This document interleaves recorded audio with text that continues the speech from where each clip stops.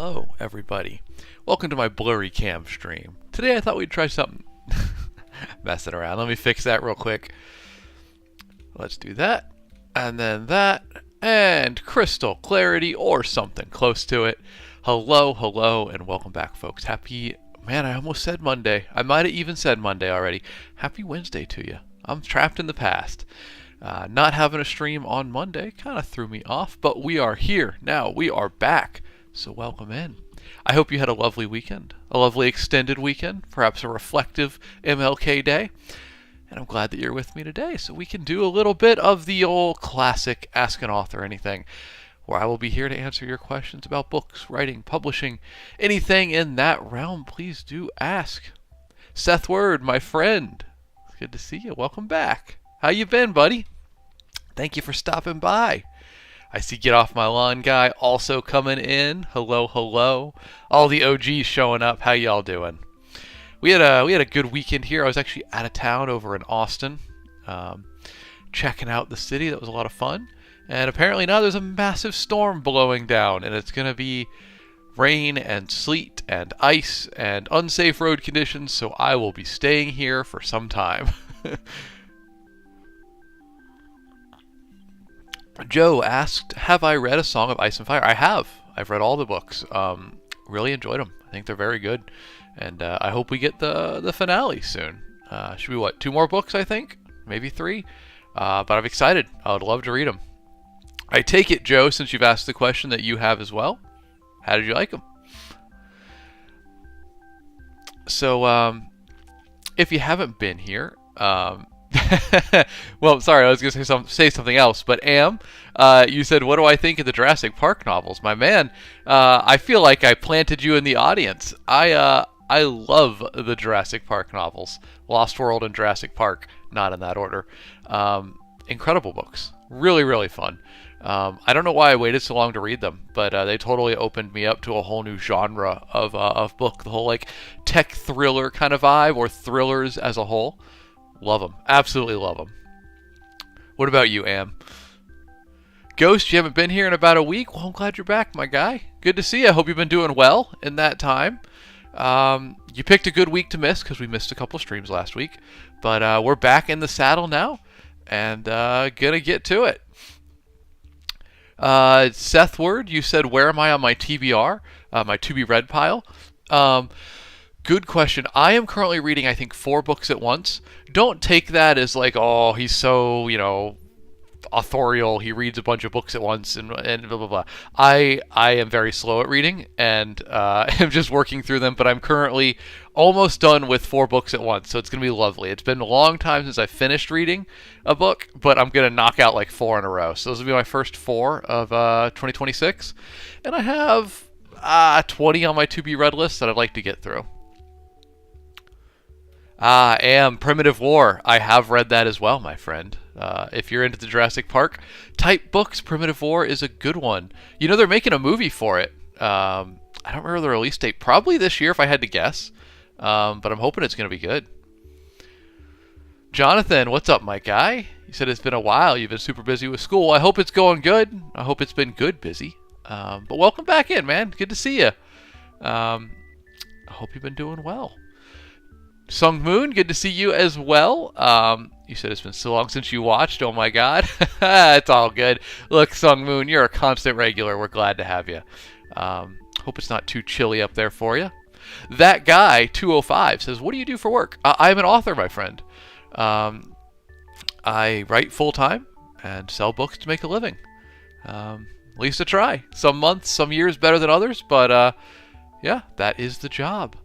Get Off My Lawn guy says, what is something that the Jurassic Park series opened up, style or genre? To me, it just opened up the idea of combining thriller elements, classic thriller elements, with technology to create something unique. I thought it was super cool. The way Crichton looked at like speculative technology. Just in my light real quick. There we go. The way he looked at speculative technology and took it an additional step and used it as a thriller or horror element. I thought that was super cool. The Angry Writer, you said you're currently working on rewrites on Southern Fried Gothic. I still like that title. That's such a good title. I hope the rewrites are going well. If you come across any questions in the process, please do ask here. But hey, rewrites are important. I hate them. I hate doing them, but they matter. They make a difference.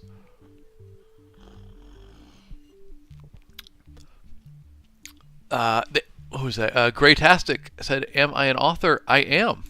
That is my full-time job. I'm very lucky to have it. And I like to come here on typically Mondays. Oh, camera's blurry. Typically, I do this stream on Mondays. I like to come in and just answer any questions y'all might have. But we missed a couple last week, so we're making up for it today. So that's what we're here to do today. If you got any questions about books, writing, publishing, anything like that, please do ask away. I'm happy to talk about it. No secrets here. Sung Moon, you just came home from vacation. Ah, that's right, you were on vacation. Where did you go again, Sung Moon? I hope it was restful. Hope it was a good one. Jack Ann, good to see you. Welcome back. Hope you're doing well. Thank you for joining me today. It's good to see you. Minoru said, what is the biggest issue you see in modern fantasy? And Zuki, I'll answer your question as well because it tags along. I primarily write fantasy these days. A little bit of lit RPG. You can see, nope, not that one. There we go. There's some of my books. They're right there. Fantasy's up top. Lit RPG's down below. Those are my two genres. We got some questions on video app too. Okay, let me get to those as well. What's my biggest issue I see in modern fantasy? It's really not about the writing, it's about the publishing. Publishers have stopped taking chances on mid-list authors because it's a little bit riskier of an investment, and they've doubled down on their biggest selling authors, meaning the top 1 to 5% of authors are getting more money and more book deals, and the whole middle class area of authors are not getting as many book deals. It's a safer bet financially for the publishers, but I think it's a less healthy decision for the industry as a whole. So that's my biggest issue with modern fantasy. Harib on Video App asked, as an author, how much of your time is spent on passion projects and how much is paying the bills? Ooh, good question, Harib. And welcome in, my friend. I like to do it this way. I like to do a 1-to-1 ratio. I will do one, pay the bills book, and then I will do one passion book. And I'll just keep going back and forth like that. That's what works for me right now. And eventually, if I get big enough, I'll be able to do all passion books. But we're doing a one for work, one for fun now, for the most part. Savannah, also on Video App, said, what is it like being an author? It's lovely, honestly. I really do love my job. It's why I do it, because there's a lot of negatives. And if I didn't love it, I wouldn't be doing it. There's much more reliable, much less stressful ways of making a living. But I love storytelling. This is what I want to do each day. And one of the big perks is it's work from home. I really appreciate that. IDK Him says, why are my lives so chill? Well, I appreciate that, man. That's kind of the vibe we're going for. Welcome in, my guy. Good to have you. Comic Conquest. Any tips? I'm starting a new fantasy novel. It's high fantasy. My tips, my two go-to are write to entertain yourself first. The readers can tell if you're having fun. And then beyond that, it's really, if you want to get better at writing, do short stories instead of novels. Short stories are like running a 5K. Novels are like running a marathon. You should probably run a couple 5Ks before you jump to the marathon. It's just good for teaching you the norms of writing, really. Ghost Derek, what are some good ways to get words on the page to make a story? Honestly, to silence the doubt and the clutter in your brain. Our brains like to get in the way and give us reasons why something won't work. At least me. It gives me reasons why things won't work instead of reasons why they would. And so I have to silence that and just write and kind of trust the process. Politox says, what's my favorite piece of cutlery? I like spoons. Peter Beam said, thank you so much. I love everything because of you. My book animation is being published. Which one, dude? Rock and roll. That's super cool. Have you told us about it before? That's awesome, man. Congratulations. Y'all, I appreciate all the questions. If I miss your question, please ask it again. And I do want to answer them all. I just sometimes miss them as they're scrolling. Vision, you said, hey, Alex, I got a question. Is there any book that you wish you could have changed or done better? Ooh, Vision. Coming with the big, heavy hitting questions. I'm going to look at my books here. I got an interesting answer for you. The Far Wild right here, the current print edition I am very, very happy with, but it is technically the second edition of the book. The first edition is still preserved in the audiobook because it was recorded before I did the second edition of the book. And there's a lot more swearing in it. It's a little more intense, and I think it took it too much into the realm away from like acceptable for general audiences. So I cleaned it up a little bit in the second edition and made it what I felt was a little more appropriate. I was kind of finding that balance between like a thriller and horror, and I brought it more into thriller and a little less into the horror category. I think that was a great change, and I wish I could update the audiobook. Excellent question, Vision. Pixel Pearls, you're experimenting with separate POVs in your newest story. Dude, rock and roll. Different POVs are fun. A lot of fun. You can do cool storytelling techniques with them. I hope it goes well for you.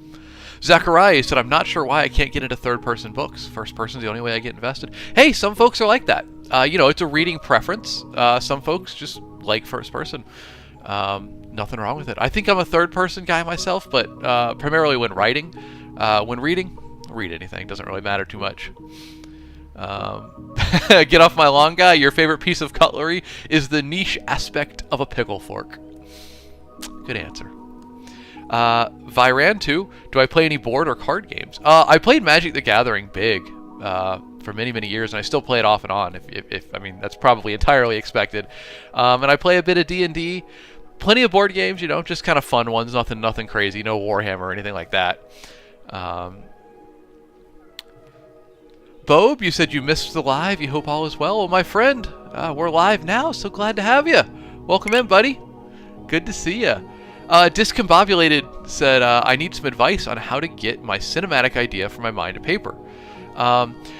So focus on it, visualize it, write what you see, and then make a second pass and write the most important details and then only the coolest details. I think that's a good way to isolate it down to what matters and what looks cool without explaining too much. I'm assuming since it's a cinematic idea, that's the issue you're having, or are you just having an issue grappling with the largeness of the idea? It's too big to get on paper. Let me know which of the two it is. Josiah, good to see you, my man. Welcome in. Been a minute. Hope you've been doing well. Thanks for coming back, dude. What book am I working on? I am working on the sequel to Wriggly Little Hands. No cover art for that yet, but book 2 in that series. It'll be done in about a month and a half. And then I guess we're going to move on to the sequels for Servant of Rage, books 2 and 3. So it's a very sequel-heavy beginning of the year here. How about you, my dude? What have you been working on? Fat Frog, good to see you, my friend. Zachariah, you like thriller books. You'll check out The Far Wild. Well, thank you. I hope you enjoy it. It is. I like to call it Fantasy Jurassic Park. So if you're into Jurassic Park, it's right up that alley. At least I think it is. Raffi says in response to my rewriting question or answer, okay, fine. I guess I'll start draft 3 of my book. Godspeed, Raffi. We're here to support you, my man. Hope you're doing well, buddy. Good to see you. Florida Road Dream says, I've gone crazy this week going through my novel, consolidating chapters. Oh, a little bit of consolidating. Nothing wrong with that. It's important to streamline a book. I do subscribe to the theory that a book is made great when you take out every extraneous line of text. You can put a few back in. You didn't hear that from me. But cut it as slim as you can. That's what really brings a story out. Toast, I see you talking about Paragon. Was there a part 1 to that? I don't see it scrolling back, but let me know if there was. Tyler said, do you ever feel like there are days where you're unable to write as effectively as normal? Definitely, Tyler. There definitely are. And there's 2 different types of days there. There's some days where the inspiration isn't there, and you got to push through. And then there's days where you're legitimately overworked and it's burnout and you got to rest. And it's important to identify as best you can which of the 2 you're feeling in order to keep moving, at a good clip. Minoru, how important is lore in fantasy? I think it's big. Now, I think there should be a good amount of lore in the background of fantasy. How much you explain is up to you and creates a different feel and tone to the type of fantasy you're writing. So that should be a conscious decision that you make. CC, how hard is it to self-publish? It's very easy. The act of self-publishing, very easy to achieve. Just formatting your book, commissioning some cover art, hiring an editor, press publish. The hard part of self-publishing is getting people to see and know about your book, and hopefully, fingers crossed, buy the book. That's the real challenge of it. And I am still learning that part. Owen, do I make my living as an author? I do. It varies. Some years are better. I've had years in the 6 figures. I've had most of the years in the low 5 figures. Even one in the 4 figures. So it varies year to year. It's never reliable yet, but we're still working on building it. But it is currently enough that it is my full-time job, and we're going to keep working to build it. Jay Can't Draw said, hello, is it okay to add different character stories in one story? Like side stories? Yes, it is. As long as it doesn't detract from the main plot. So basically you should have 1, maybe 2 side stories in your book, or you can have 1, maybe 2, as long as they are not too much of a detraction from the main plot. They don't want to slow down the story. It instead fill out the edges of the story so it feels like a fuller, more complete story, but don't let it feel bloated and slow, if that makes sense. Viran2 said, I knew you'd play Magic the Gathering. It's my favorite too. What are your main colors? Okay, Vi, I'm going to turn that back on you as well. What's your favorite colors? But mine, originally I played mono red, and I still love mono red. But white blue are kind of my combos. I'm very Azorius these days. How about you?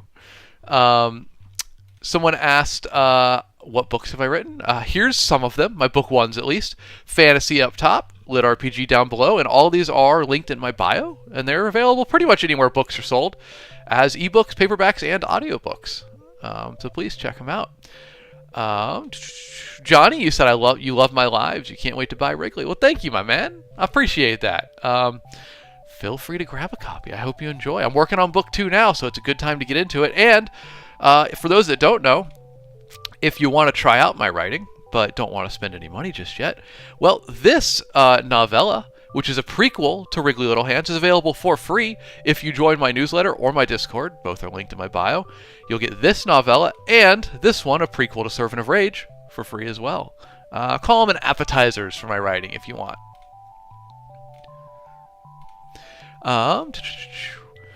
Vision said, another question. What book, in your opinion, has the best written characters? Anything by Joe Abercrombie. The Blade itself, the Age of Madness trilogy, Shattered Sea trilogy, anything by Joe Abercrombie. He does characters better than pretty much anybody that I'm aware of in the industry. He will make you love the most flawed, horrible characters and want them to be redeemed, and might not redeem them. Abercrombie's awesome. I absolutely envy his character work. The Real User says, I look like Asmongold. Wow. The first one of the day. Let's pull it up, folks. The Asmongold counter climbs yet again. Let's go ahead and get that number in there. Up to 94 now. There we go. I appreciate you being here, Real User. I hope you're doing well, man. Welcome in. Y'all, we're going to hit that 100 maybe this week. We'll see. We'll see how the mentions go. Jorg, do I write fiction? Exclusively. I'm too lazy to do nonfiction. It's hard. How do you prevent being influenced by other works? Asked CIA. I think that new authors worry too much about being influenced or about appearing to have plagiarized things that they've read or enjoyed. The reality is everybody's inspiration is the sum total of other things they've consumed and enjoyed. And what makes a good story is not originality, it's execution.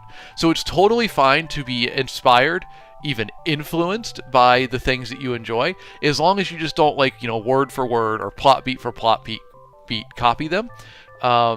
It's really about how you execute the story, not how original the idea is. So I don't worry too much about being influenced by the things that I read. In fact, I treat it as a good thing.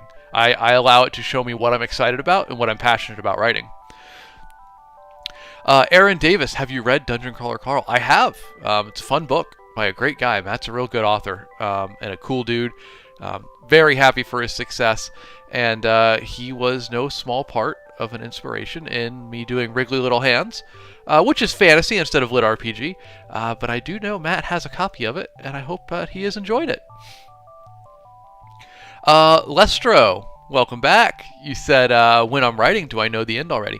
I know loosely where it's going to end. I don't plan it in detail because I often pivot through the course of writing. But I know loosely where it's going to end, and I allow creative inspiration to strike along the way and perhaps change plans. Oh, sorry, that was a big slurp of the coffee there. Tyler, you said when someone says to read Joe Abercrombie, you know they have good taste. A fellow Abercrombie fan, I see. Rock and roll, my dude. Um, Jack Ann, what are your thoughts on genre blending? Do you think we'll continue seeing more of it, and which genres? Um, I think that genre blending is fun and cool and interesting. I think it often has the opposite of its desired effect. I think genre blending tends to isolate potential readers instead of drawing in more. I could be wrong, but in the past, what I've seen is people have a tendency, especially early writers, to blend a whole bunch of books they like, or be like, well, it's like an epic sci-fi with like fantasy magic, but like a time travel story as well. And once you start cross-blending that many genres, I feel like it waters down the core elements of each of those genres too much, that it doesn't appeal enough to the main audience of each of those targets. So I think genre blending should really stay at just like two.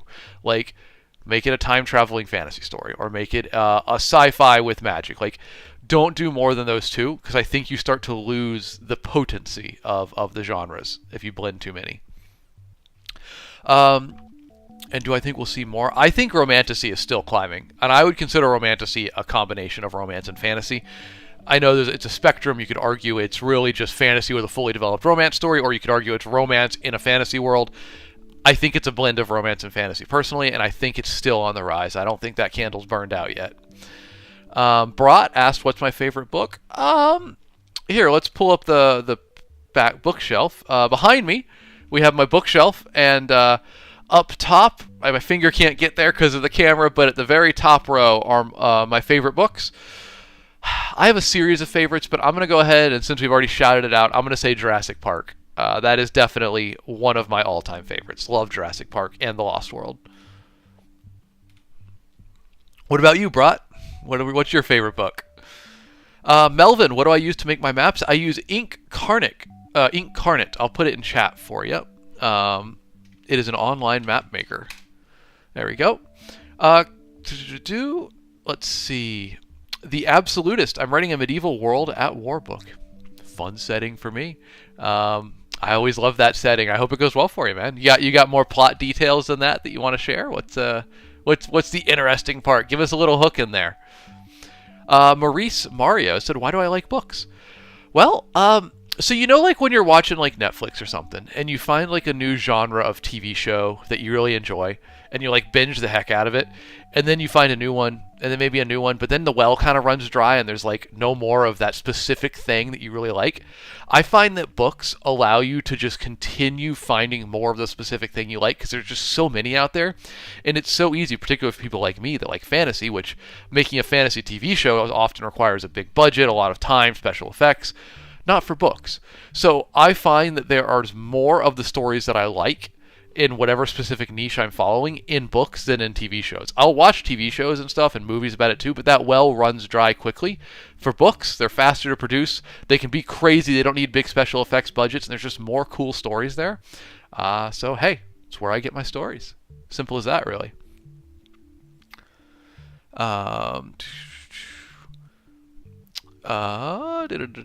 Adrian Monson said, how do you focus on finishing a story when you're working on multiple?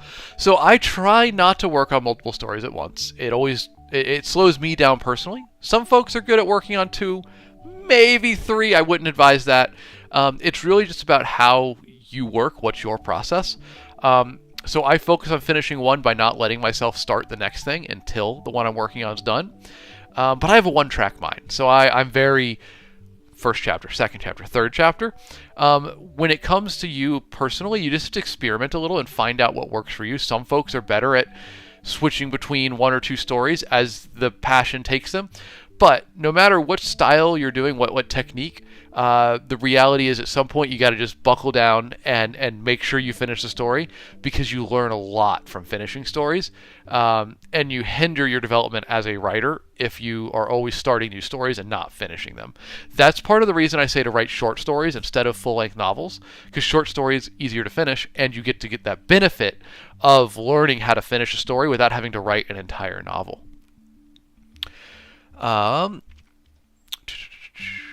Sans, hey, maybe like the character from what is it, Undertale? You said, ooh, an author. How does it feel to be an author? I mean, it feels good.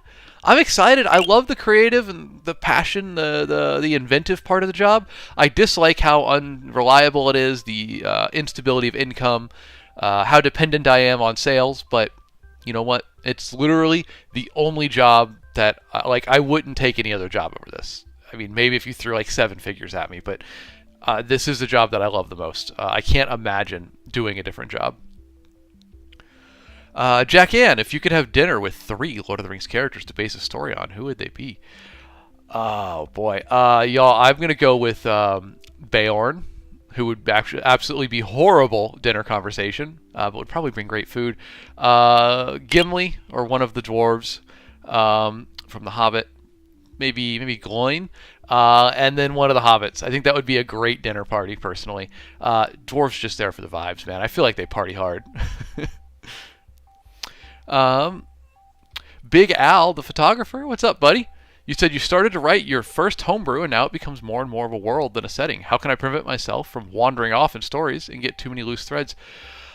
Take down notes about those stories, because there's something you're excited to write, clearly, if your mind wants to go there, and just preserve them in a little note about them, with the promise that when you have the time, you'll come back and explore them more. There's kind of a difference between ideation and writing, and just separate the two so that you're free to ideate and come up with new ideas and concepts, and just preserve them as a little note somewhere while you work on the main story. It's a good thing to have all those ideas. Just don't let them detract from your progress overall. Get off my lawn, guy. Your answer to the Lord of the Rings question is Gandalf, Smeagol, and one of the dwarves.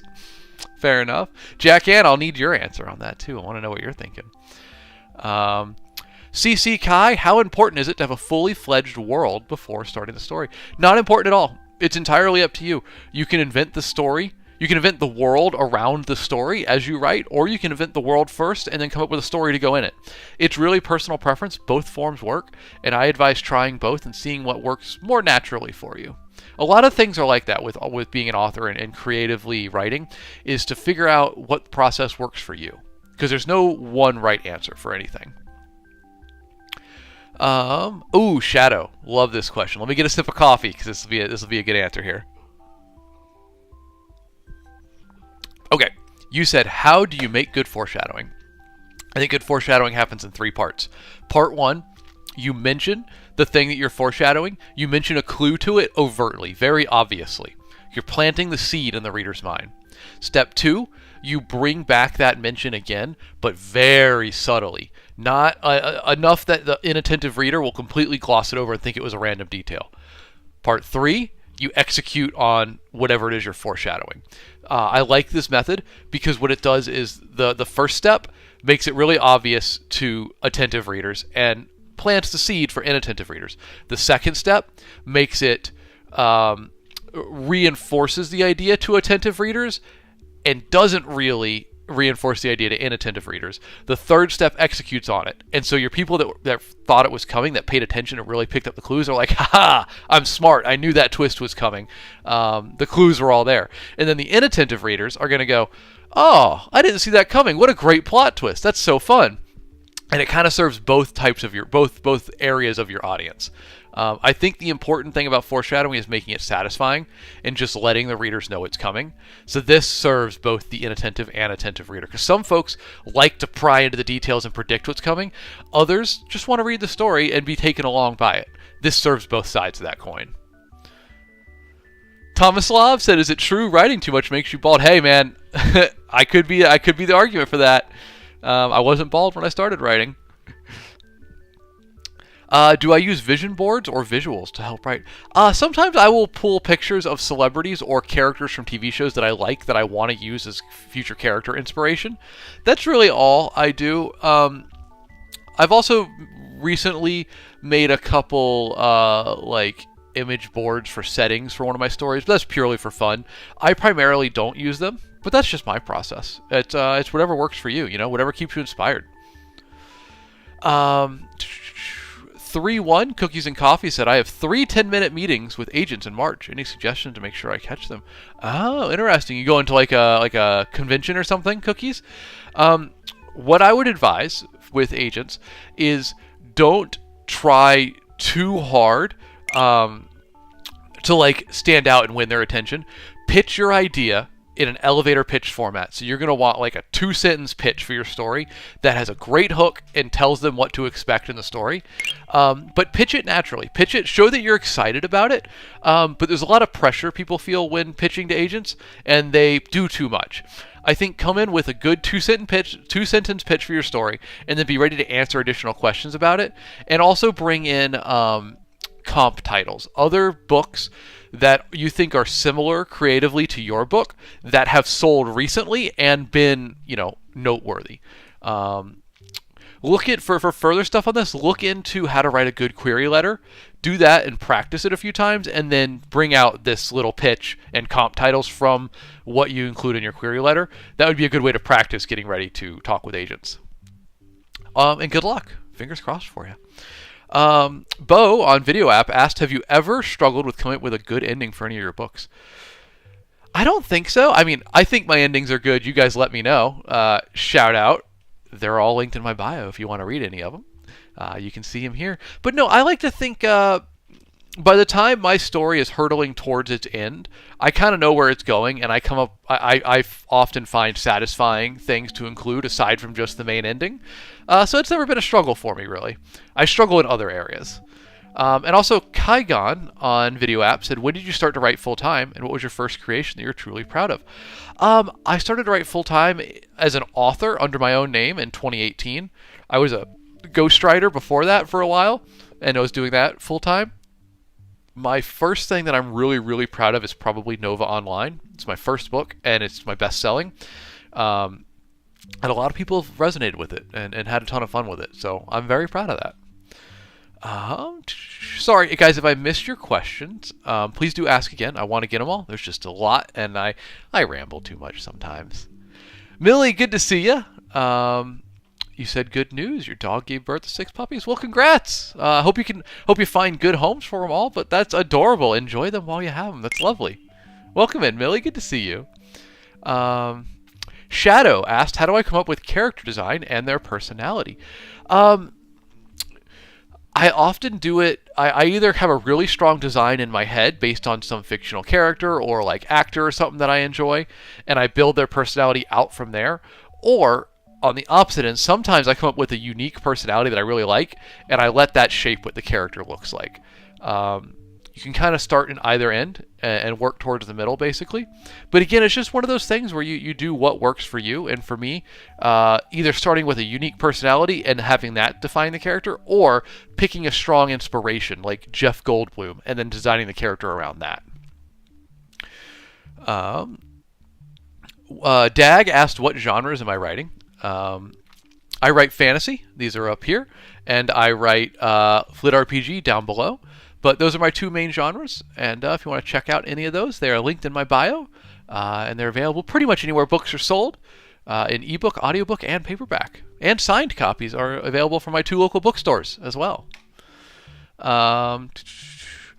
Doom Pigeon on Video App, you said, write by hand, pencil, pen, old school typewriter, computer, or tablet for writing your stories. Do you use different methods for different stories? Based on mood, or is there just one method that you rock? I primarily write on my computer or my laptop, just because it's a matter of speed and efficiency. That being said, I really enjoy writing on typewriter. You'll see me post content with my typewriter sometimes. I love working on it. It's just not as fast as writing on the computer, so it becomes, while I do work on some of my stories on there, it might be a chapter instead of where I can sit down on my computer and write multiple chapters. The typewriter is enjoyable but slow, and I also have to copy anything I've written into my computer, so it's got additional steps that make it clunky, despite it being a very enjoyable experience. 7, you asked me a math formula. Bad news. I have 2 degrees in liberal arts and none in math. I was a terrible student at math. So my answer to that formula is 7? That's my guess.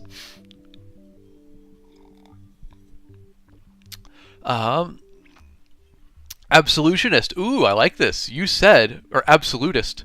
You said, how do I make a character tanky without making it seem like he's invulnerable? I think tankiness is the ability to take a hit and keep going. It is not an inability to feel pain or fear or doubt. So I think have your character choose one or several: fear, pain, doubt, regret, etc., but have them continue persevering in the face of it. Make us feel the obstacles against them, be that physical attacks, be that resistance to them achieving what they want in the plot. Make them feel that deeply, but make them driven enough that they push on anyway. They accept the consequences. It could be, I have to get through this door. I know I'm going to take a hit doing it, but I have to get through it, so that's okay. I'll take the hit and keep moving. Do that. Make us feel the things holding them back, and then show us how they want to persevere through it. Thank you for the questions, everybody. Dag, you said you've been loving Joe Abercrombie's books lately. He's so good at characters. He is, man. He really is, right? He's got, that is, like, if anybody gives reviews of Abercrombie, it's always his characters. He's just so good at it. It's amazing. Meet Your Doom. Hello, my friend. Welcome back. Good to see you. Lou, you said, did I ever regret ghostwriting if the book I wrote became popular? Well, good news. None of the books that I ghost wrote blew up massively. I don't know how successful many of them were because the publisher would just take them. I wouldn't even know the final title, and they would just publish it and like not notify me about it because that was how the relationship worked. I didn't have any contact with the book after it was finished. So I don't really know if any of them were massively successful.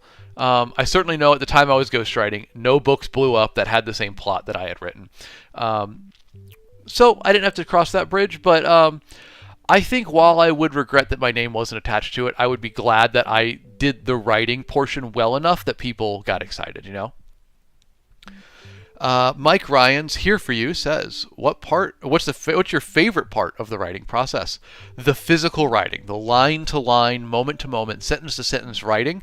That's where I'm most creative. That's where I have my best ideas, my funniest jokes. They all come up in that space where I'm working, I'm thinking, and I'm just writing sentence to sentence in the book. That's where I exist, man. That is my happy place. Evil Cow Ninja, do I recommend traditional publishing or self-publishing? I recommend doing what is best, what experience you want most. They're very different. Traditional publishing is going to be harder to get into. There's a lot more gatekeepers that are going to say your book's not good enough, or we don't think it's the right time to sell this book to the market, etc. But if you do get published there, you're going to have to do less marketing for your book, but you'll still need to do some. Self-publishing, no one's going to tell you can't do it, but you're going to have to do more marketing. You're going to have to hire your cover artist, hire your editor, etc. So it's really about what experience you want. Traditional publishing is going to be harder to get published in, but theoretically, you do less work in selling and marketing the book. Self-publishing, no one can tell you no, but you'll be doing much more work in marketing and selling the book. I think it's really just a different experience. Bo on Video App, you said, what series or book would you want to take over writing-wise if you could? Oh, like someone else's?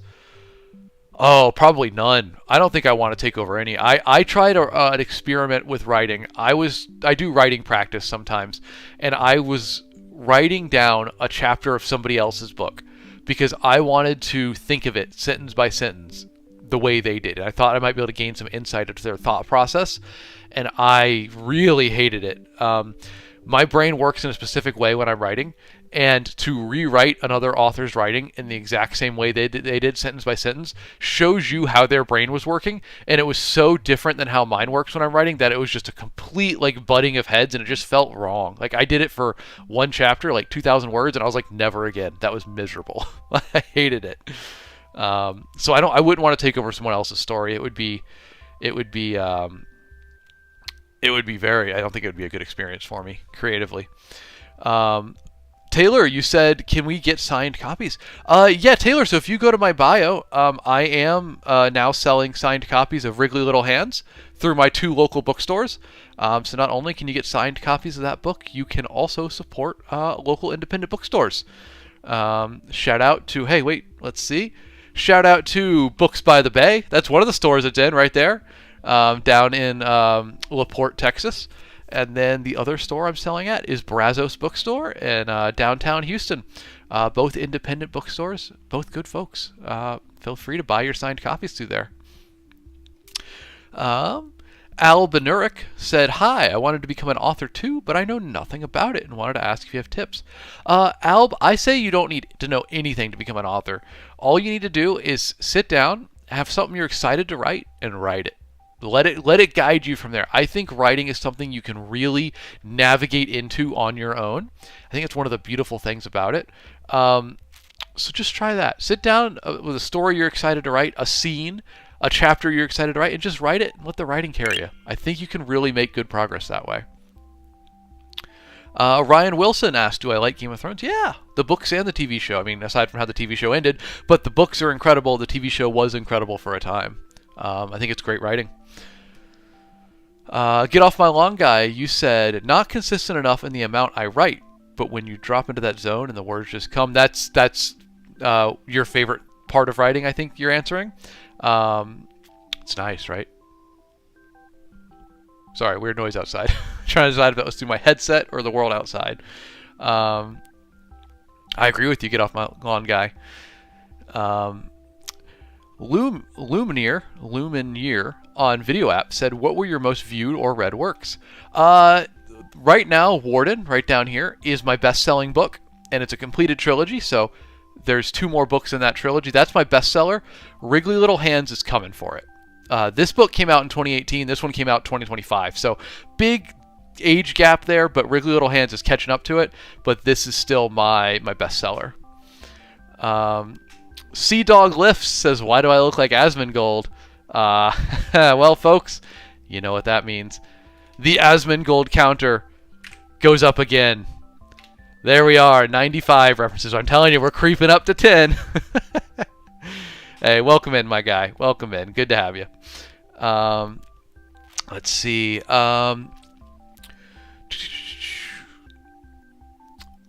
Where was it? Johnny Roz said, what self-publisher would you recommend if you have any? Well, if you're self-publishing, then you are the publisher. Do you mean like small press, like a small press publisher? If that's the case, what I would do to identify who you want to go with is look what books they have published. And if there are books that you like and you think they're similar to what you're writing, that's probably a good bet to go with them. You want to make sure you fit the vibe of what they typically publish. Florence, you said, where should I write my stories? You've been doing it on Google Docs. Hey, Google Docs is where I do it. I love that it syncs between my devices, and it's just it's simple enough for me with just a few special features, but still largely not overcomplicated. Things with too many bells and whistles distract me from the writing. I love Google Docs for it. King of the Earth on Video App said, I'll ask you a question as an author. When you give particular backstory information about people in your books, do you actually intend the reader to assume that information is correct? Even if, let's say, for example, you have a character and you say they are islanders, their entire tribe and civilization is islanders, somebody from the mainland then claims to be, so are they liars? So I think I would assume with readers that things that I say, like that I have a character say or that I say as the author, I would assume that they accept that as true unless I have given reason for the narrator or the character to be seen as unreliable. It's about, you can say whatever you want with the character, you just need to demonstrate then that it is truthful. Or, if you don't want it to be truthful, demonstrate that it is a slanted or unreliable viewpoint. It's really about you. In the first couple chapters in the book, you are teaching the readers what to expect from your writing and your story. And so it's important, if you're going to have an unreliable narrator or you want a character that might not be giving the whole truth, to demonstrate that early on, because you're kind of training the readers what to expect throughout the story. Good question, King. Lumineer, you like the Asmongold counter? Hey, it came about because, I mean, my first month of streaming got so many comparisons. We just had to do something with it, right? Popple, the Asmongold counter is turned off right now, but I pull it up when people make a reference. We're at 95 tracked references so far. Yeah, it's not the most flattering comparison, politics, opinion, human being wise, but I can't choose what people think, who they think I look like, so we're just gonna roll with it and say, hey, it's a funny gag. When I still had hair, people said I looked like Andrew Luck, retired NFL quarterback, and he was an infamous reader and infamously brought books into the locker room for his teammates. So I liked that comparison more, but then my hair fell out and people don't think I look like him anymore. So, oh well. Let's see. I see another question on video app. We'll do that one after this one. Someone asked my opinion on the Red Rising books. I think they're good. They're not my favorite books of all time, but I recognize that they're interesting stories that people like. And I think there's some beautifully brutal writing in them, even a bit brutal for my tastes. But no, there's a reason they're popular. I think it's a good story. If you're into that sort of story, it's very successful at what it does. And I think they're fun and entertaining. And realistically, that's about all I ask for from books. Anything beyond that, bonus material. Love it. But if you're fun and entertaining, we're vibing. Nick Stonecipher on Video App said, how do you explain your world in a way that feels productive and isn't just info dumping? Ooh, good question, Nick. I am a fan of the sprinkle method. I sprinkle in details as I go about world building. That will instantly avoid info dumping because you're just giving little details here and there. Two, I find that it allows me to give details about the world when they're most relevant or when I want to introduce some depth or mystery. And I feel like it's just like a little tease to kind of draw readers along. You just give them a little more information about the world, but don't elaborate. A couple chapters later, a little more information. Or you might mention something that if you knew more of the world would make sense, but might not to the reader initially, and then elaborate on that a little bit later. I think it's a great way to kind of breadcrumb trail, lead readers through the world, the lore of your world. So folks, a lot of folks here that I think are new. Welcome in. It's a pleasure to have you if you don't know me. I'm author Alex Knight. I stream Monday, Wednesday, and Friday on TikTok and Video App. I'm not allowed to say the name of the website, but it's got a red icon and it ends with a tube.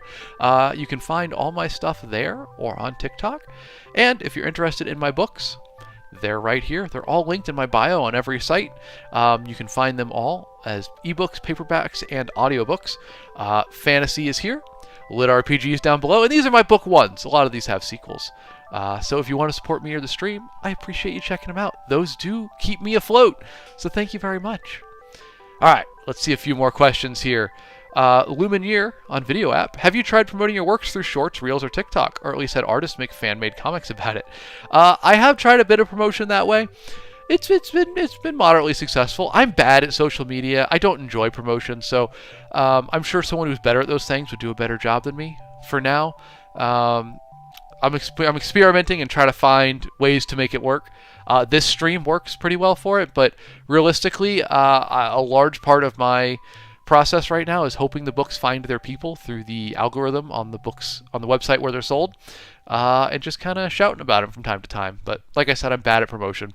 I'm still learning a lot about that. Adjin said, does being an author help in any way of wanting to become a movie show producer or director? I could see how they're similar. Personally, I have no interest in being a producer or director. I'm very happy as an author. But if that's something you wanted to do, I could see similarities between them. I don't know if starting as an author and then transitioning into those would be better or worse, as I don't know too much about those industries. So yeah, I guess I'm very happy as an author. This is what I've wanted to do, and I'm very grateful to be able to do it.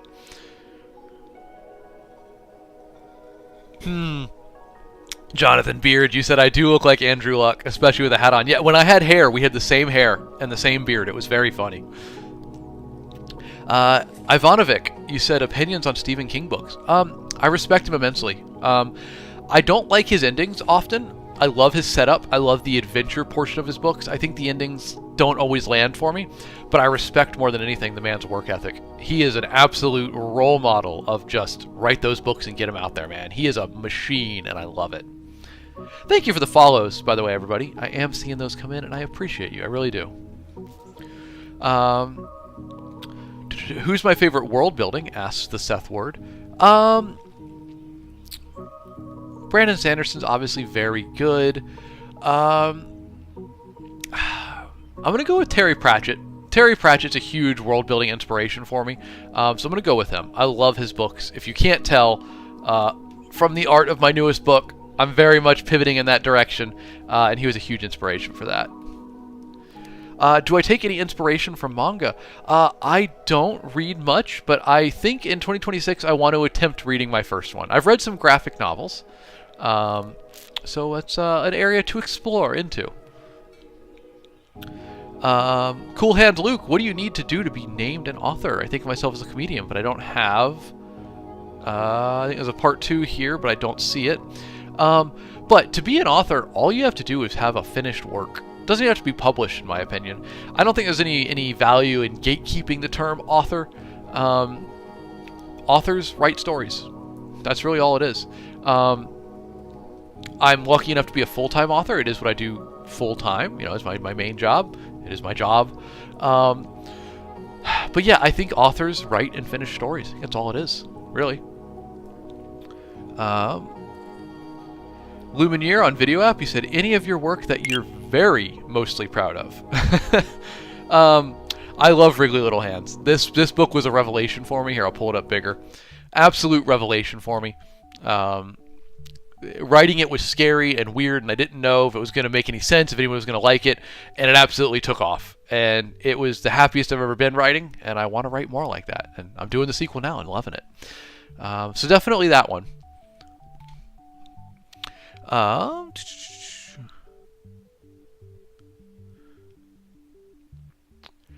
Just Goop, you said I had to scroll through my whole library to find this book from my childhood, but the background, I assume you mean this one, reminded you of how the pictures in that book used to look. What was the book? What's the title of it? Maybe we know it as well.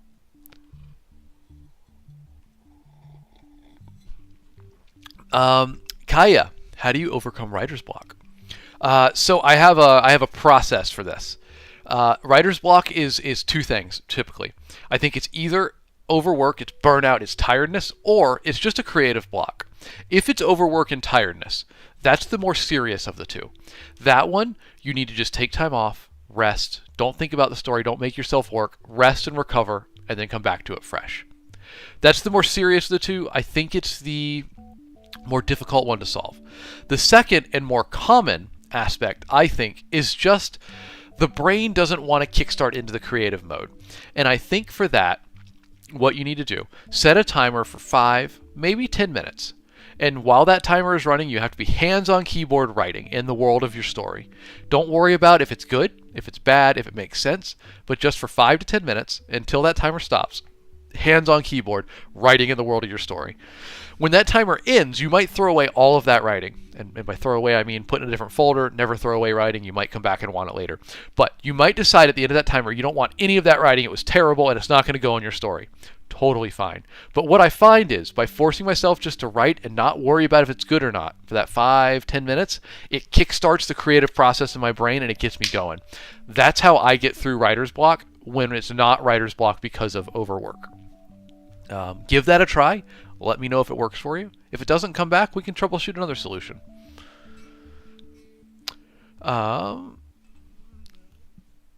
Fim, you said, can I do a first-person narrator that isn't the protagonist? Absolutely. Absolutely. Yeah, that would totally work. No reason not to. It could be a lot of fun. Leisha, good morning. Good to see you. Welcome in. How you been? Happy Wednesday to you, though it feels like a Monday because we're doing Ask Me Anything. Matavis, 2511 said, what type of fantasy do you write? So I've written a lot of different types. My newest is comedy fantasy, very Terry Pratchett or Douglas Adams-esque. But I got, Michael Crichton-esque. This is a thriller, fantasy thriller here. This one's more like Dragon Ball Z. And I'm writing 2 more books in that trilogy. Publishers already bought them, so I'll be doing those this year. And I write primarily comedy fantasy these days. The sequel to this one is on the way. That's my project right now. And then I'll be doing these 2 sequels next. And you can find all those linked in my bio if you want to pick them up. I would appreciate. Destiny, who inspired me?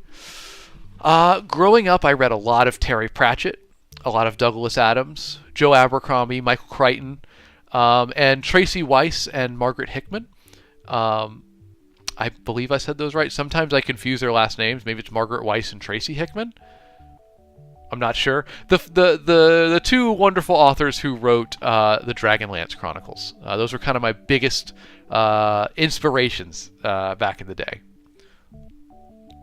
Hey, Alicia, you got a job interview today. All right, fingers crossed. We're going to be pulling for you. Y'all, I'm going to need good luck and good vibes sent Alicia's way so she can nail that job interview. You got it, Alicia. We're pulling for you. Feel the collective power, the good vibes going your way. 13. Love this question. You said, how do you write natural-sounding dialogue? I always find myself falling into super exposition dumps. If you're having trouble with dialogue, try to speak it aloud and then write down how you spoke it. Because dialogue is a written transcript of a spoken conversation, and we speak in incomplete sentences. We speak with colloquialisms and slang, and we might not finish a sentence. We might start a sentence halfway through. And dialogue is just your transcript of that. So try to speak aloud what you want your characters to say and then write it down. Or if you've already written it, go back and read it aloud, actually say it, and see if it makes sense and sounds right to you. That's my quick fix for dialogue. Give that a try. Doom Pigeon on Video App said, what's my view on more than one ending, like alternate endings in books or TV shows? I like to have one solid ending. There might be a couple elements of the ending that I leave up to the readers to decide how it goes, but I like a pretty clear-cut ending. If you want to do an ambiguous or a you decide how it ends ending, it should be for the correct type of story. The most important thing that an ending of a story needs to achieve is to satisfy the readers or viewers. They need to be satisfied by what they've seen. And so as long as the ending is satisfying, you're good. That doesn't mean it has to be conclusive. It just needs to mean that the characters have achieved something they were trying to achieve and changed because of it, and probably changed for the better. How you execute the specific parts of that is up to you.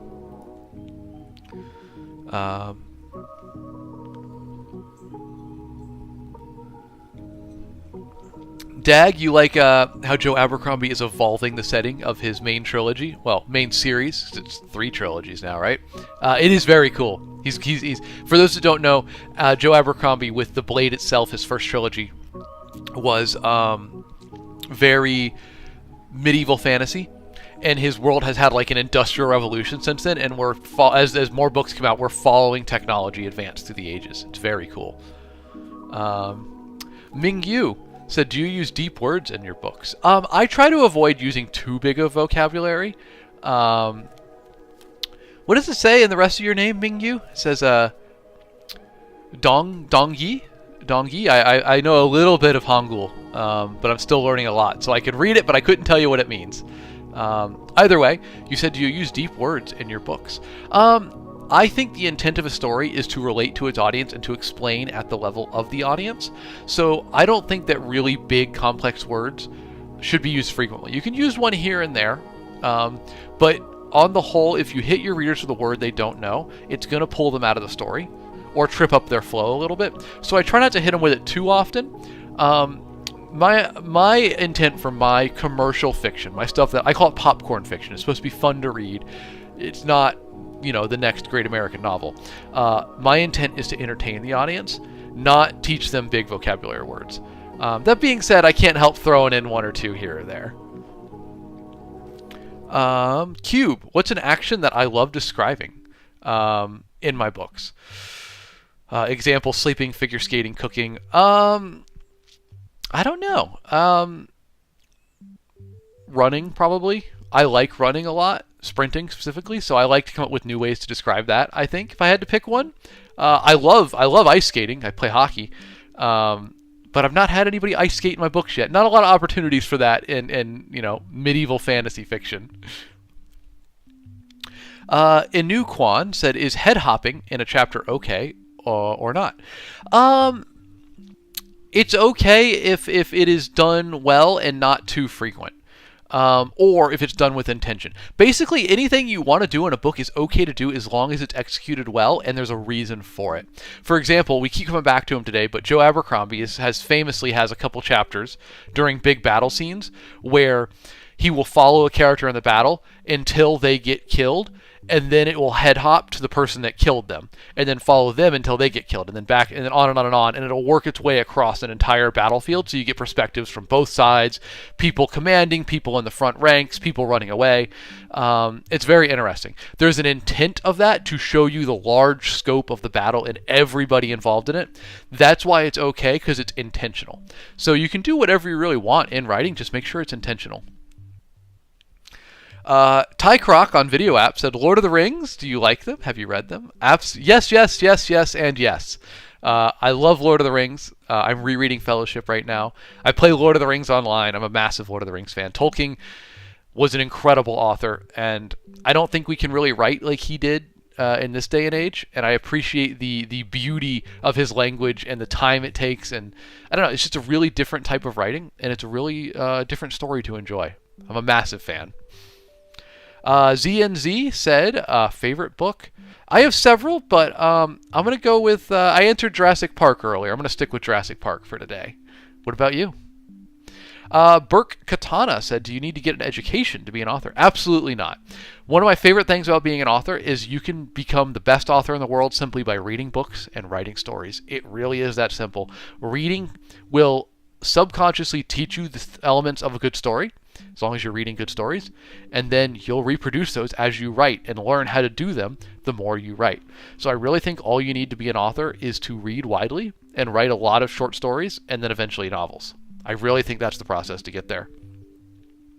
Mr. G, I haven't read the Warhammer books, but I know a fair bit about the setting, and I think it's a very cool setting. And I know the Black Library is producing some pretty good stories these days. My author friend was just telling me about one, poking fun at how propagandized they are in that setting, and it was following a news announcer who had to keep going back in after hours to re-record segments talking about what had happened because the government's official message about what had happened kept changing. So they would give their newscast and then have to go back in and re-record it because the official line on what had happened had changed. So I thought that was really good. Do you see your author as a hobby or a job? Oh, it's a job for sure. I work at it 40 hours or more a week to make a living. And I am trying to grow it into a more profitable living. But yeah, no, it's definitely a job. But it's also a passion. I love doing it, so that helps. That helps a lot. Have I read Lord of the Rings? Sergar asked. I have, and I love it. Some of my favorite books ever. I'm rereading Fellowship right now. Lord Osiris said, what's the best way to write a scene of someone confessing to their crush? I think it depends on what the story is about and what the character wants. A scene like that, what you need to do is set up the stakes ahead of time so that we know what happens if the character is successful, what happens if they fail, and how do they feel about those two things, and then how does it relate to the overall plot of the story. If you do that, readers are gonna care a lot about the characters in that moment, and you can do the confession however you want, as long as the stakes are evident. And then I would say an extra layer is think about what sort of story it is. Is it a comedy? Is it just down-the-middle romance? Is it a thriller? Incorporate those elements into the scene to make it fit the vibe of the story.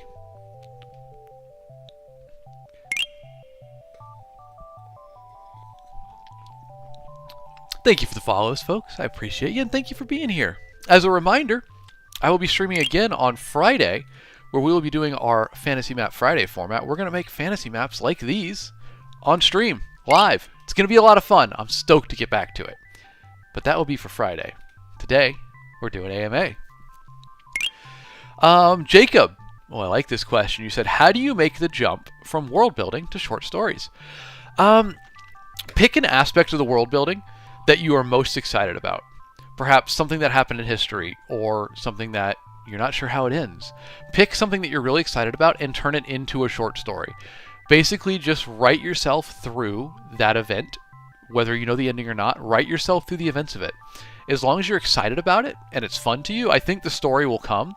But yeah, if you have a lot of world building, just pick an element that you're most excited about. So here, we'll give a little backstory here. If we go to Servant of Rage right here, I'll make the cover big for you. This book came about. It's set in a Mongolian theme, like a nomadic horse tribe of people, kind of like Genghis Khan vibes. The way that came about is I originally wrote a down-the-middle fantasy book. Nothing too revolutionary, very medieval Europe setting, etc. And one of the city-states in that world was made of nomadic horse tribes. And as I wrote this book, I just kept going, wow, these ancillary characters are super interesting. I'm really fascinated by them. And I realized the story was far more interesting from their perspective than it was from the other countries and city-states I had put in. So I went ahead and pivoted the whole story to focus on them instead, because they were what I found most interesting. And that grew into one of my favorite books that I've written. So that's, I think, an example of find what is most exciting to you about your world building and start your story there.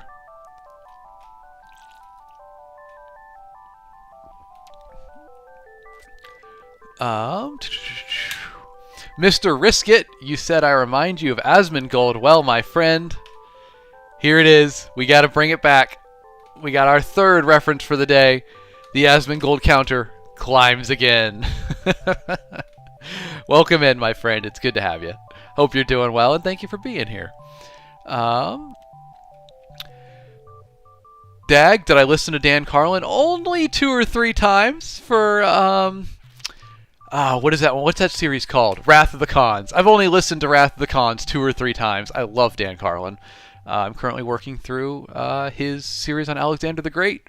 I love every podcast that man has released, if that wasn't obvious from Servant of Rage's setting.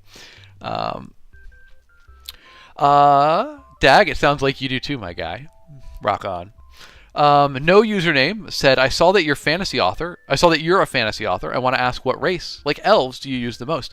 Well, right now, the one that I use the most is goblins. Because I just released this book, Comedy Fantasy, about goblins on a road trip. And I'm writing the sequel now. So I'm writing a lot about goblins. But one of the joys of this world here is there's so many random wild races, fantasy races in this book, that I'm just creating crazy, creatures all the time, and it's been a ton of fun. So, as a reminder, if you want to grab Wriggly Little Hands, it's linked in my bio along with all my other books, and they are available anywhere books are sold for the most part, in audiobook, ebook, and paperback. So just catch that link in my bio if you want to try one of my books. I appreciate it. Let's see what else we got. How can you make a character's final moment epic? And Wei also asked, what's your opinion on kebabs? Wei, my family is from Cyprus, which is very close to a lot of Middle Eastern food. And I love kebabs and most Middle Eastern food. It's just something about grilled chicken on a skewer, right? with some veggies in there. Love it. Anyway, sorry, that distracted me because I'm hungry. FRXZ said, how can you make a character's final moments epic? I think it's about payoff. Whether the character is bleeding out in the snow as a quiet snowstorm falls around them, or going down in some massive explosion, no matter what's happening, that can be epic for the character. Maybe they're passing quietly at the end of a long life. All of it can be made epic as long as it is satisfying and the character has achieved something that we care about and we know they care about. That satisfaction is what makes a character's final moments really satisfying and epic, more than big explosions and whatnot.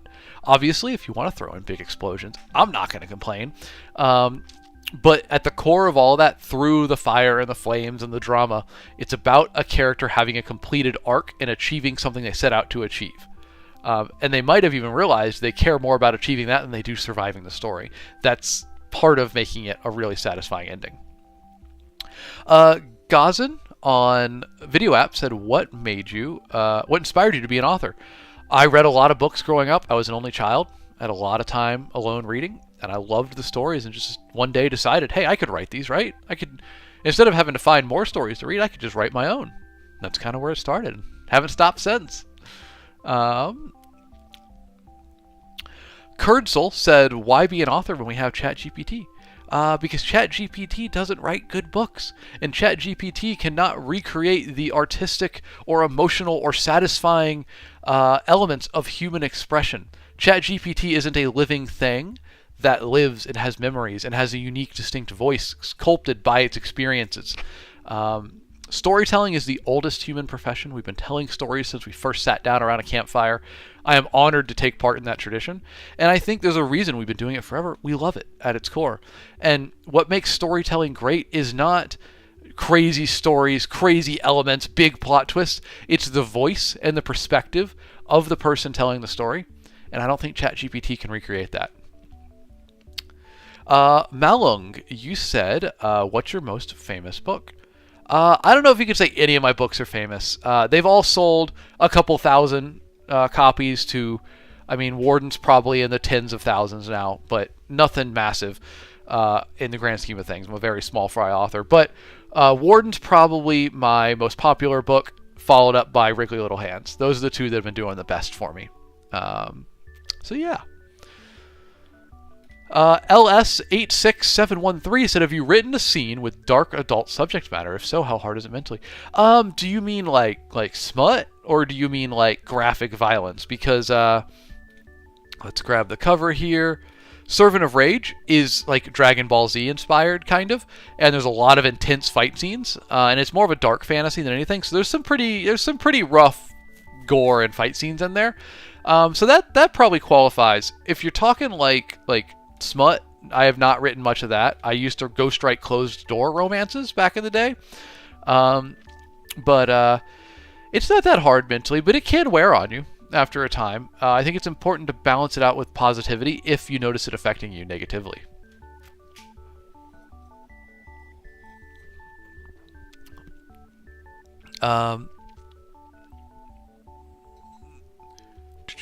Okay, LS, you meant graphic violence. Okay, yeah. So then I think it's make sure it has a point.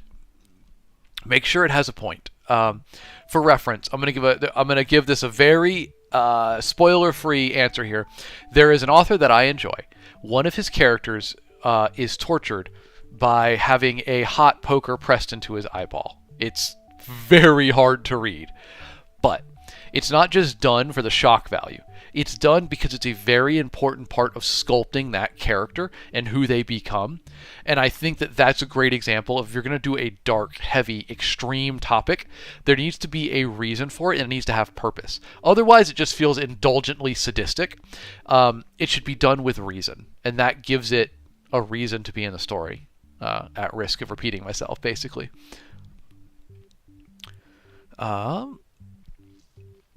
That one, Pones, said 2 questions. 1, what was that Incarnate you were using for the map making? Yes, you are correct, Incarnate. And 2, what's the best way for someone to get into editing, or someone who wants to get into editing, to find clients?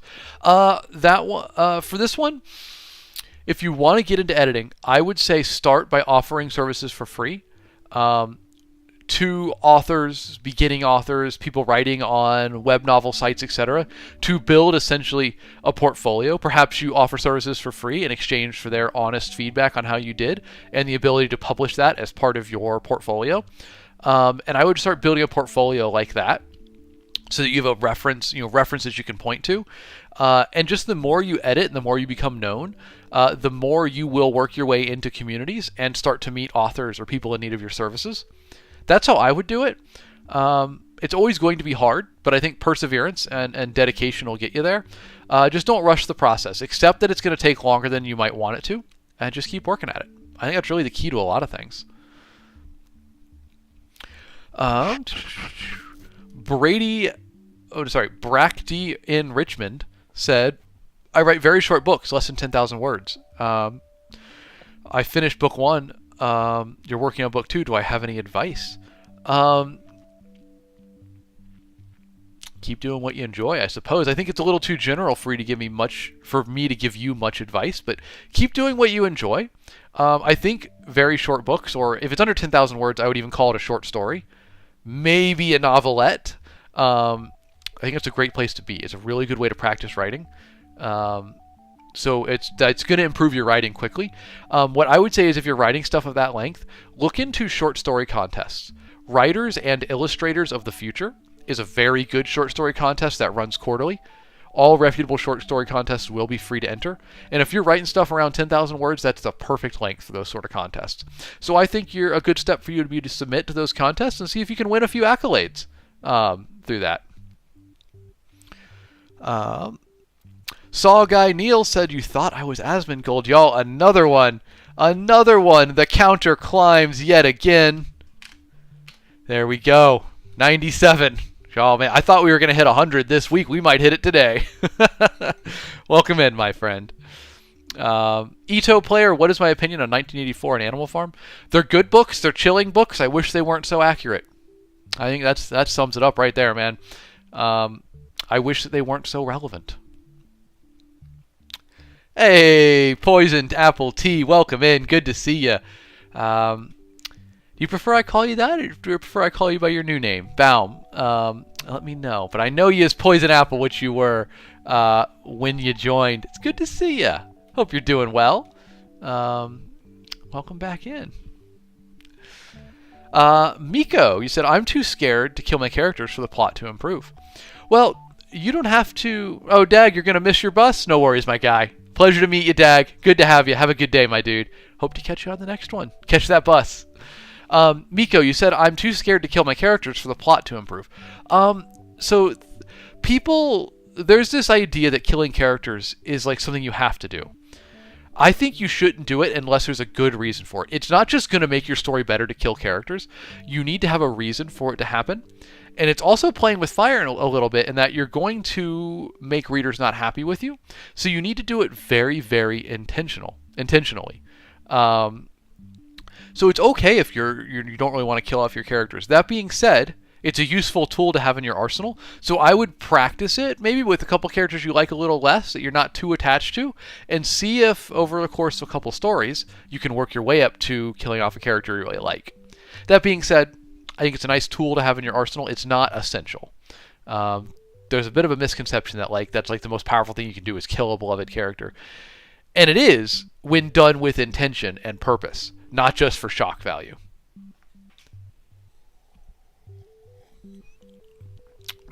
Brack D in Richmond, you said you have joined a few writing contests. It's just a little hard to keep going as a teen writer. Hey, if you're a teen writer, you're ahead of the ball on all of us. I sure wish I had written more as a teenager when I had all that time, or in college. I was writing, but not as much as I should have been at the time. Or I didn't make the most of that time. So you're already way ahead of us. And the fact that you're finishing what you're working on, again, way ahead of most people again. So I think you're really on the right track. Keep doing what you enjoy. And most of all, write what you're excited about. Don't worry about market trends, genre conventions, whatever. Write what you're most excited about. The rest will follow. And read widely. Read a lot of books in genres you like, and then grab a book here or there once in a while from other genres you're not used to. It's good for your education as an author.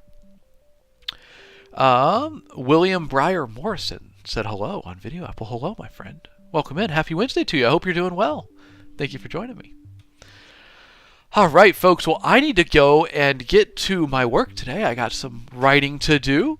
I will be working more on Wrigley Little Hands' sequel today called Wrigley Ever After. So that's my main focus today. I need to get to that. So I'll do a few more questions real quick, and then I'm going to go do my writing for the day. So please ask away if you have any more. Thank you for the follows. Thank you for being here. And let's do a few more questions. Betrayed Blocks. You said, I have a story in my head for years, but always struggle to actually put words to page. Any advice? If you're having trouble, getting into the writing of it, think of the story Now think of the most insane, crazy moment in that story. What's like the coolest scene in that whole story? And start writing that one. You can always go back and write the events that led up to it. You can always continue and write the events that come after it. But if you're having trouble really getting into it, pick the moment that just excites you the most and start with that one. I think that's a great place to start. And if you can't start there, then maybe that story's you're not ready to write that story yet. Try a different one. Baum, you asked, how do I write a lovable villain? You want to, you're having trouble writing a villain backstory. You want to damage them but feel bad. Well, if they're going to be driven to drastic lengths, probably they should have experienced drastic trauma, dire situations, something dramatic enough to create the person they are now. But if you want to make a villain lovable, make them a character that is likable. Make them very, very determined in their purpose and that they are convinced that what they are doing is right or has to be done. And then just make them at odds with your main character. A villain can still be likable. They don't have to be a nasty, mean person. The antagonist, let's call them, is defined as just the character that stands in the way of the protagonist. So as long as they stand in each other's way, they can both be likable. They just have to have an inability to compromise on the two things that they want, and they butt heads over it, and that creates conflict and tension. If you're having trouble, if you feel bad for your character and their backstory, that might be a good thing, especially for the villain. William on a video app asked, how is it to be an author? The money is unreliable. You never know if a book's going to flop or do really well. It takes a long time working on projects. Sometimes it feels like you're not making any progress at all, and sometimes it feels like I just type words all day and sometimes get paid for it. But I love it. I love storytelling. I love writing. I couldn't envision doing another job more than this. There's a lot of downsides. There's a lot of upsides, and I love what I do. Kella said, have you ever had an emotional reaction after reading your own story? The best emotional reactions I have when reading my stories is laughter. Is when a good joke hits, because often I have written my stories, I've thought of them, and I've reread them multiple times. So on the whole, I have memorized most of all of the things that happen in my books. So it's not too surprising when I reread them. I remember what's happening, right? So it's hard to have like an emotional reaction when I planned the idea, I wrote the idea, I reread it, and then I reread it again. So what really gives me a reaction is the little throwaway jokes and funny moments that I forgot that I wrote because they're not that important to the arc of the story. So sometimes I'll write stuff as a joke or whatever, and then get distracted by more important events in the story, and then I come back and reread that joke, and it catches me by surprise and makes me laugh again. So that's that's what I enjoy most about rereading my stuff. I really, honestly, between planning, writing, editing, and rereading, I've read each of my stories like 4 times at least, and it's just after 4 times I'm like, I'm good. I don't want to read it again. I know it so well. I'll leave it for you guys to do that.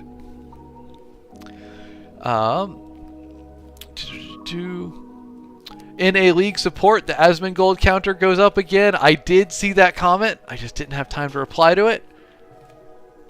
So, up we go. Man, oh man. 98 now. Albatross, yes, I am also streaming on Video App. TikTok gets mad if I say the name, but it's that website you go to watch videos. It starts with a Y and ends with a tube. You can find me there. It's linked in my profile if you want to watch there. Be more than happy to have you. Ralph said, how do I market my book better? I post on TikTok, Facebook, Reddit, author site, Zon, and Barnes & Noble. Ralph, I wish I knew. I'm still learning myself. It's challenging. Promotion's probably what I'm worst at as an author. I'm starting to learn ads a little bit, but I really do subscribe to the idea that the best thing you can do for your book is to write another book. Continue to write more books to fill your back catalog that are similar to your other books in tone and style, so that if you find readers and they like your book and they go and look at other books by you, they're going to find more stuff to read. I think that's the best way to do it. Beyond that, promotion is a giant black box where I put in effort and time and strategies, and sometimes results come out and I have trouble categorizing why or when or how. So I apologize, I'm not very good at that particular aspect. Um, Poke Beast, you said Asmongold kind of looks like Alex Knight. I'll take that. Invert the normal comment. I appreciate that. How do you start writing a book? Basically find what you're most excited to write, be it a story, a scene, a chapter, a moment, and start writing it. I think there's a lot of power in just literally sitting down and writing what is the most interesting thing to you and following that to where it goes, and seeing just, where it takes you. Now, you could also sit down and plot out every point of the story piece by piece. That might work for you. But if you're having trouble writing, I think pick what's just the craziest, coolest moment you can envision for a story and start there. And then figure out the rest as you go. In a league support, welcome in, my friend. I saw your comment earlier, but I didn't welcome you to the stream. It's good to see you, buddy. Have you ever wanted to write from the perspective of the bad guy? I have, and I have written from the perspective of the bad guy before. I find it very fun. I especially enjoy trying to make my audience sympathize with the bad guy, or even convince them of the villain's point and make them kind of agree with him a little bit. I've got some books in the work where we're trying to do that, so we'll see how successful I am. So I guess the next 3 books I'm writing are going to have some aspect of this, and I'm excited to see how it plays out.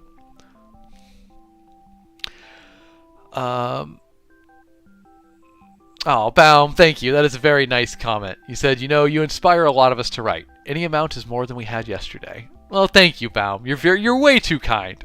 I appreciate you. Thank you for being here, for real. Y'all inspire me as well. You really do. Let's see. Tinin, let's see. T-Neck Niv, so I think I say that, said, hope to see more mapping as a fellow mapper and world builder. Well, thank you. We will. Friday. Friday is our map day, and we'll be getting back to our map this Friday, making maps like these live on stream. It's always a good time, so come on back on Friday, y'all. It's going to be good. I'm excited for it. All right, folks, I'm going to do one more question, and then I need to run for the day and get to my writing, but thank you for being here. Candy Girl on Video App just said hi, hello. Welcome in. Sorry you're joining right at the end, but if you did not see the whole stream, use the link in my bio to go to my Video App page. Starts with a Y and ends with a tube. You probably used it to watch videos, but TikTok won't let me say the name. And all of my streams are recorded there, so you can go back and watch any stream you want, including today's, as soon as it ends, if there's anything you missed. If you don't know, folks, I'm author Alex Knight. I stream Mondays, Wednesdays, Fridays at 7 a.m. Central Time, and we always do something fun, like today's Ask an Author Anything, or Wednesday's, a bit of a wild card. Who knows what we're doing? Today is Wednesday, yes, but we're doing Monday's format because we missed it, and I think it's an important one, and I like to do it, so we're running it. And then Friday, we'll be making maps again. So that's the formula. That's who I am. I'm a full-time author. These are my books. If any of them look interesting to you, please do grab a copy. I'd love to see what you think. They're linked in my bio. They are ebooks, paperbacks, audiobooks, etc. And if you really want to try my writing but don't want to drop any money just yet, understandable, you can get this novella, which is a prequel to Wriggly Little Hands, this one right here. You can get this and this, another prequel, entirely free if you sign up for my newsletter or my Discord. Those are, again, linked in my bio. You get 50,000 free words. That's half of a full-length book, entirely for free. And you can use that to determine if you like my writing and want to see more. All right, so I promised one more question. Let's see. Hey, Alyssa, good to see you. No worries, you don't have to apologize for missing streams. We're just glad you're back. I'm sorry that we're ending it right as you got here, but I hope you're doing well. It's good to see you again. Let's see, grab one last question. Mango Dogs. What writing software do you use, and do you plot at all, or are you primarily a pantser? I use Google Drive and Google Docs primarily to write.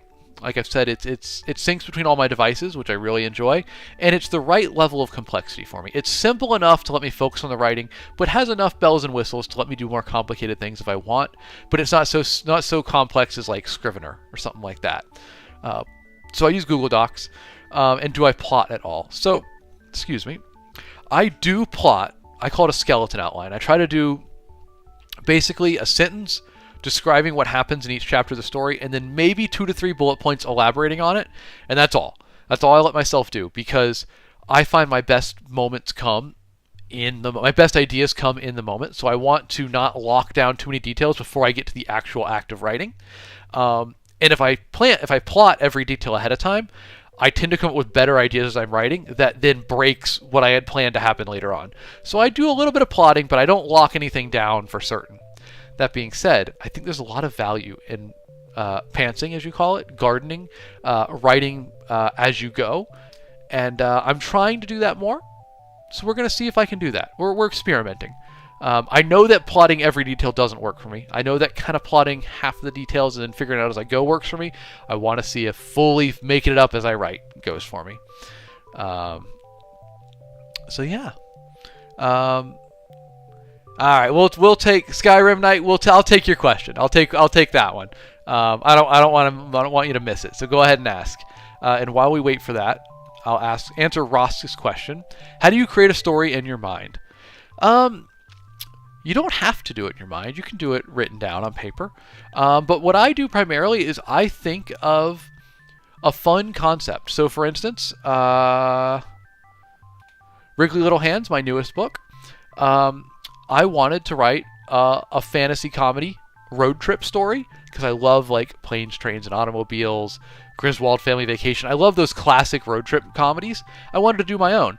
So I said, all right, goofy family of goblins goes on a road trip in a fantasy setting. That was where the idea started. And I just kind of worked back from that and came up with reasons. Why are they going on this road trip? What are they doing? And it evolved into this book, which was one of my favorite things to have written. So I guess that's kind of how I do it. Skyrim Knight, you said you wanted to ask for feedback on the book you're writing. Well, I appreciate that, and I'm glad you're writing it, man. Rock on. I get so many requests for feedback. I apologize that I can't accept them all. I'd be doing it all day long. But I will say this. I see with beginning authors, there's this drive for validation from established authors or from readers. And I get it. I was there too. But kind of a secret that I learned after the fact is I think input at that beginning stage is actually not the best thing for you. The thing that's going to make your writing stand out more than anything is your unique voice, the way that you see the world, the way that you think about things. And I've found early in your writing career, too much input from others will influence your voice into what you think they want. I spent a lot of my early years writing what I thought people wanted, and it wasn't until I accepted that I was going to write what I wanted, what I found interesting, that my book started to take off and do well. I think there's a lot of power, and it's hard, but trusting yourself and your creative vision more than what other people tell you. Obviously, you can improve small things that other people might catch, like sentence structure or typos, or perhaps an idea is not expanded on enough in the story. But at its core, the most important thing early on is trusting yourself and writing what you're excited about. I fear for a lot of new authors, external influences can muddy the waters on that.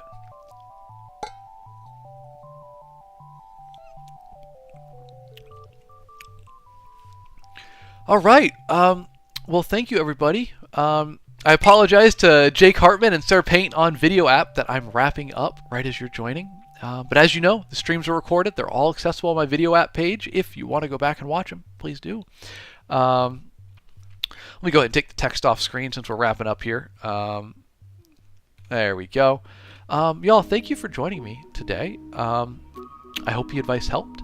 I hope you had a good time. I will be back on Friday for our Fantasy Map Fridays, where we're going to make a map live on stream like these. So please come on back then. Slendy, good to see you, my dude. Welcome in. Gray Mind said, what kind of books have I written? These here. These are my book ones, at least. A lot of these have sequels, but Fantasy up top, Lit RPG down below. They're all linked in my bio. So please check them out if you want. Maybe you'll find a story you like. That is how I support myself. I'm a full-time author, so I stream for fun, and I like to hang out with you guys. But if you want to support me or the stream, please pick up one of my books and let me know what you think. I think they're good. You let me know. But y'all, thank you very much for joining me today. It has been an absolute pleasure having you here. It's a great way to start the day. I'm happy to start my day with y'all. Hope the advice helped today. And remember, I'll be back Friday for Fantasy Map Friday. I hope to see you here. We're going to keep working on the map, y'all. It's looking good. The map is looking good. We're going to work on it more Friday. So thank you for the follows. Thank you for being here. I will catch y'all next time. Until then, be excellent to each other. Have a good time. Rock and roll, y'all. I'll see you later.